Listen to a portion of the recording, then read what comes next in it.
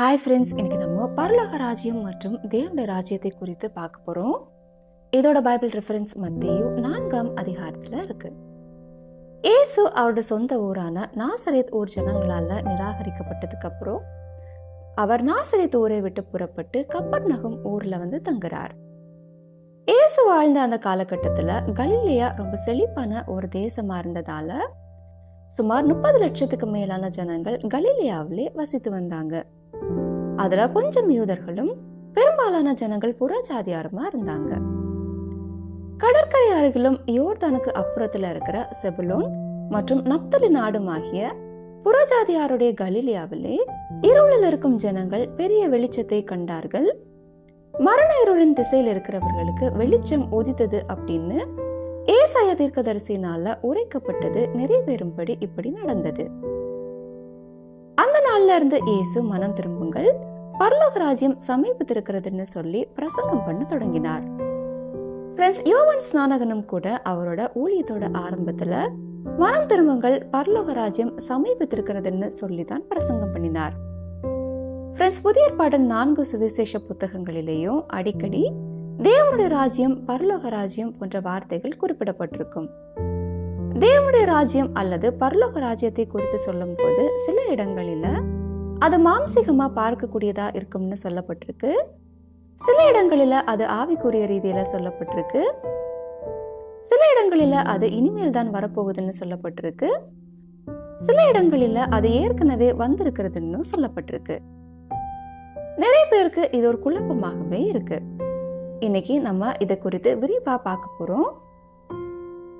Friends, பரலோக ராஜ்யம், தேவனுடைய ராஜ்யம் இரண்டும் வேற வேற சொற்களா இருந்தாலும் அதோட அர்த்தம் ஒண்ணுதான். மத்தேயு புத்தகத்துல பரலோக ராஜ்யம் என்கிற வார்த்தை பயன்படுத்தப்பட்டிருக்கு. புதிய ஏற்பாட்டின் மற்ற புத்தகங்களில தேவனுடைய ராஜ்யம் என்கிற வார்த்தை பயன்படுத்தப்பட்டிருக்கு. உதாரணத்துக்கு இயேசு கடுகு விதையை குறித்த உவமையை சொல்லும் போது மத்தேயு புத்தகத்துல பரலோக ராஜ்யம் கடுகு விதைக்கு ஒப்பா இருக்கிறதுன்னு சொல்லப்பட்டிருக்கு. ஆனா அதே உவமை மார்க் மற்றும் லூக்கா புத்தகங்களில தேவனுடைய ராஜ்யம் கடுகு விதைக்கு ஒப்பா இருக்குன்னு சொல்லப்பட்டிருக்கு. அதனால இந்த 2 சொற்களோட அர்த்தமும் ஒண்ணுதான், வேற வேற கிடையாது. ஆனா இதற்கு 2 வெளிப்பாடுகள் இருக்கு. ஒன்று தேவனுடைய ராஜ்யத்திற்குரிய பூமிக்குரிய வெளிப்பாடு, அதாவது இயேசு இந்த உலகத்துல ஸ்தாபிக்க போகிற 1000 வருட அரசாட்சியை குறிக்குது. இன்னொன்று தேவன் மனிதர்களுடைய இருதயத்திலிருந்து ஆளுகை செய்கிற ஆவிக்குரிய வெளிப்பாட்டை குறிக்குது.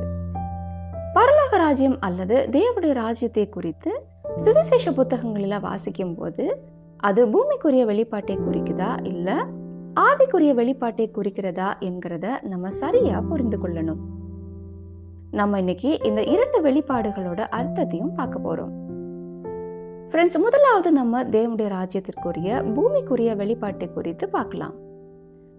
பழைய ஏற்பாட்டின் பெரும்பாலான தீர்க்க தரிசன புத்தகங்களில மேசியா வருவார். அவர் அவரோட எதிரிகளை அழித்து அவரோட அழிவில்லாத ராஜ்யத்தை ஸ்தாபிப்பார். அவரோட ஜனங்கள் அவரோட கூட ஆளுகை செய்வாங்க அப்படின்னு மேசியாவின் வருகையை குறித்த தீர்க்க தரிசனங்கள் நிறைய சொல்லப்பட்டிருக்கு.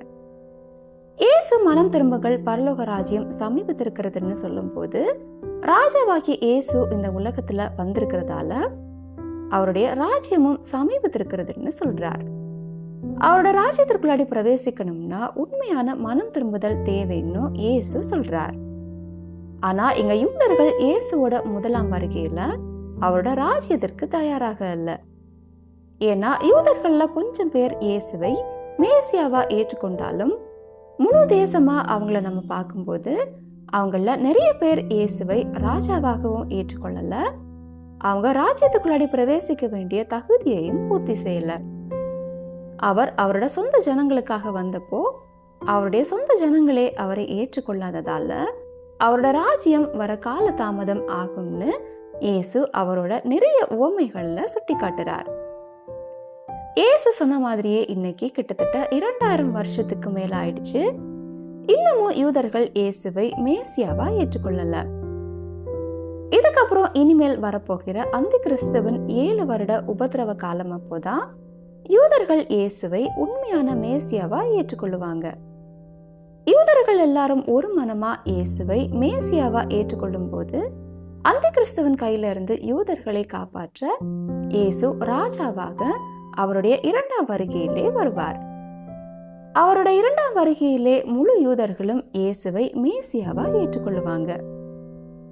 இயேசுவோட 1ஆம் வருகையிலே அவர் யூதர்கள் கிட்ட எதிர்பார்த்த மனம் திரும்புதல் இயேசுவோட 2ஆம் வருகையப்போ உண்டாகும். சகரியா 12ஆம் அதிகாரம் 9-10 வசனங்களில் அந்நாளிலே எருசலேமுக்கு விரோதமாய் வருகிற எல்லா ஜாதிகளையும் அழிக்க பார்ப்பேன். நான் தாவீது குடும்பத்தாரன் மேலும் எருசலேம் குடிகளின் மேலும் கிருபையின் ஆவியையும் விண்ணப்பங்களின் ஆவியையும் ஊற்றுவேன். அப்பொழுது அவர்கள் தங்கள் குத்தின என்னை நோக்கி பார்த்து, ஒருவன் தன் ஒரே பேரானவனுக்காக புலம்புகிறது போல எனக்காக புலம்பி, ஒருவன் தன் தலைச்சன் பிள்ளைக்காக துக்கிக்கிறது போல எனக்காக மனம் கசந்து துக்கிப்பார்கள்னு சொல்லப்பட்டிருக்கு. அதாவது இயேசுவோட 1ஆம் வருகையிலே யூதர்கள் அவரை ஏற்றுக்கொள்ளாததால அவரோட பூமிக்குரிய ராஜ்யமாகிய 1000 வருட அரசாட்சி வர தாமதமானது.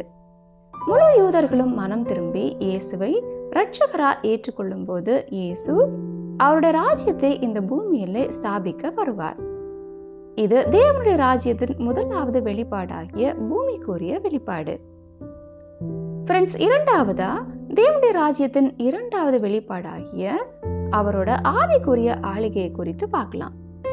லூக்கா 17ஆம் அதிகாரம் 20 மற்றும் 21ஆம் வசனங்களில் தேவனுடைய ராஜ்யத்தை குறித்து இயேசு சொல்லும் போது, தேவனுடைய ராஜ்யம் பிரத்யட்சமாக வராது, அது இங்க இருக்கு அல்லது அங்கே இருக்குன்னு சொல்ல முடியாது, இதோ தேவனுடைய ராஜ்யம் உங்களுக்குள் இருக்கிறதுன்னு சொல்றார். ஃப்ரெண்ட்ஸ், இயேசு இங்க தேவனுடைய ராஜ்யத்தை குறித்து சொல்லும் போது அவர் தேவனுடைய ராஜ்யத்தின் ஆவிக்குரிய வெளிப்பாட்டை குறித்து சொல்றார். பெந்தேகோஸ்து நாள் அன்னைக்கு பரிசுத்த ஆவியானவர் இயேசுவோட சீஷர்களுக்கு அருளப்பட்டார். அந்த நாள்ல இருந்து இயேசுவை விசுவாசிக்கிற ஒவ்வொருத்தருக்கும் இயேசு அவருடைய பரிசுத்த ஆவியை கொடுக்கிறார். பரிசுத்த ஆவியானவர் நம்மளோட சரீரத்திலேயே வாசம் பண்ணி நம்மை ஆளுகை செய்கிறார். இயேசு அவருடைய ஆவிக்குரிய ராஜ்யத்தை இப்போ சபையாகிய நமக்குள்ளே ஸ்தாபித்திருக்கிறார். இதுதான் தேவனுடைய ராஜ்யத்தின் ஆவிக்குரிய வெளிப்பாடு. இன்னைக்கு இயேசுவோட விசுவாசிகளாகிய நம்ம எல்லாரும் தேவனுடைய ராஜ்யத்தின் ஆவிக்குரிய ஆளுகையிலே இருக்கிறோம். ஒரு நாள் நம்ம முதலாவதா பார்த்த மாதிரியே அவர் ராஜாவாக வந்து அவருடைய ஆளுகையை இந்த பூமியிலே ஸ்தாபிப்பார். அப்போ தானியேல் 7:14 சொல்லப்பட்டிருக்கிற மாதிரியே இயேசுவோட கர்த்தத்துவம் நீங்காத நித்திய கர்த்தத்துவமும் அவருடைய ராஜ்யம் அழியாததுமாய் என்றென்றைக்கும் நிலைத்திருக்கும். ஓகே ஃப்ரெண்ட்ஸ், மீண்டும் அடுத்த பைபிள் ஸ்டோரியில் சந்திக்கலாம். Bye friends.